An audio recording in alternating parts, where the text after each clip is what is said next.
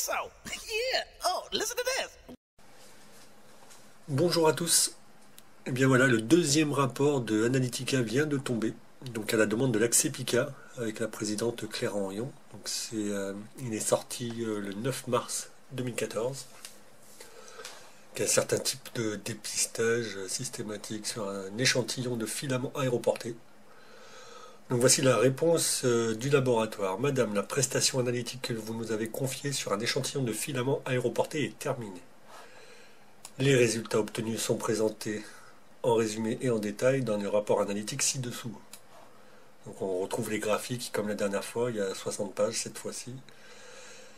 Cette prestation analytique fait suite à celle réalisée précédemment sur 4 échantillons. Donc c'est les analyses qu'on a eues précédemment aux 4 coins de la France. Mais dans le cas présent, l'échantillon provient de la région de Saint-Martin-de-Crau, a été prélevé à la demande de votre adhérente Séverine Axener. Donc Séverine avait fait le reportage sur France 3 aussi. Et donc l'échantillon a été prélevé par l'étude Bruno, qui est huissier à Arles, et qui nous a transmis le 14 novembre 2014 par colis postal du filament. Une très grande similitude apparaît clairement entre les résultats obtenus sur cet échantillon, dont l'origine ne saurait être remise en cause, puisque la collecte a été réalisée sous contrôle d'huissier, et ce précédemment collecté par des particuliers sur l'ensemble du territoire national. Pour extrêmement complexes que soient les résultats observés, la composition des produits de décomposition thermique directe des filaments aéroportés étudié permet de présumer du fait qu'il résulte d'un processus de polymérisation dans l'air raréfié en altitude des effluents de combustion de réacteurs d'aviation.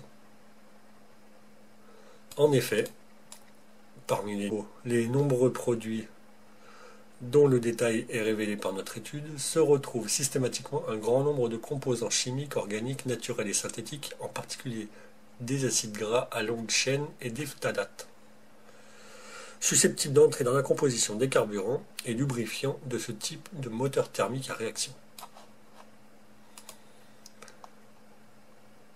L'observation que nous venons de répéter justifie donc pleinement l'inquiétude dont nous avions fait état lors de la publication de notre premier rapport sur ce sujet, d'autant plus que les observations de retombées de filaments aéroportés ne cessent de se multiplier en France, en Europe et dans le monde entier. Les connaissances préliminaires et partielles que le laboratoire Analytica est parvenu à obtenir sur la composition de ces filaments aéroportés sont alarmantes, puisqu'il est maintenant démontré qu'ils transportent des perturbateurs endocriniens et que ces retombées sont inévitablement susceptibles d'affecter la surface entière du globe terrestre. Si, comme nous le suspectons fortement, ces retombées de filaments aéroportés sont la conséquence du développement du trafic aérien, la responsabilité des fonctionnaires responsables de la surveillance des conséquences sanitaires de ces activités économiques est clairement engagée. De même que celle des fabricants de carburants et lubrifiants d'aviation et des constructeurs de réacteurs d'aviation. Au même titre que celle liée au trafic automobile, la pollution atmosphérique induite par le transport aérien doit être étudiée, surveillée et réglementée. Votre association est en mesure de participer à la prise de conscience du grand public et des médias, seul levier assez puissant pour susciter une réaction des responsables politiques et de leurs fonctionnaires dont le silence demeure assourdissant sur le sujet. Restant à votre entière disposition pour tout renseignement complémentaire éventuel. Donc voilà, laboratoire Analytica, centre indépendant d'investigation et d'expertise en chimie organique. Voilà, avec un capital déclaré, un RCS, un code NAF, partenaire de l'ADEME de la région PACA, agréé à la Cour d'appel d'Aix-en-Provence, qui fonctionne sous norme ISO.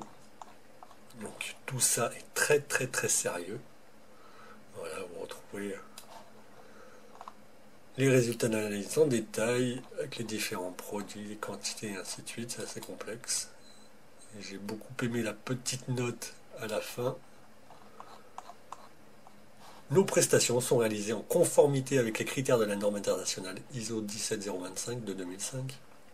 Ceci atteste de notre compétence technique dans les domaines de la chromatographie et de la spectrométrie de masse, ainsi que du bon fonctionnement de notre système interne de management de la qualité. Voilà. Donc, il serait peut-être temps de se plaindre à grande échelle. Allez, envoyez ce lien que je mettrai sous la vidéo, un maximum de noms, de personnes, d'associations. Faites tourner l'info en espérant que ça aille quand même plus loin que la situation d'aujourd'hui. Merci.